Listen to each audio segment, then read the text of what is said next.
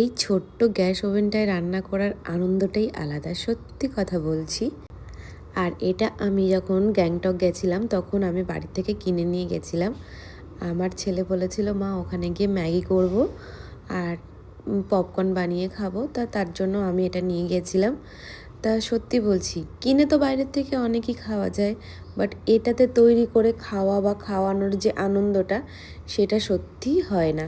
তো দেখো এখানে আমি ফার্স্টে রুমের ভিতরেই এটা তৈরি করে নিয়েছিলাম, আর ম্যাগি করেছিলাম সেটা তোমরা দেখেই নিয়েছো আগের ভিডিওতে। তো দেখো এই যে ফার্স্টেই আমি এখানে একটুখানি গরম করে তারপরে এই পপকর্নগুলো দিয়ে দিয়েছিলাম। এত সুন্দর লাগছিল, মনে হচ্ছিল অনেক সময় বাড়িতে তৈরি করে খাই, কিন্তু এর যে টেস্টটা মনে হচ্ছে আলাদাই রকম। তো আর এখানে জানো তো আমার থেকে আমার ছেলে বেশি খুশি হয়েছিল, কারণ এটা রুমের মধ্যে তৈরি করছিলাম যখন ওই ফোনটা নিয়ে ক্যামেরা করছিল, ওই বলছিল দাও মা আমি একটু এটা নিয়ে ভিডিও করব। তো তোমাদের কেমন লাগলো প্লিজ একটা কমেন্টে জানাবে, আর তোমাদের কমেন্ট পেলে আমারও খুব ভালো লাগে। তো দেখা হবে নেক্সট একটা ভিডিওতে। বাই।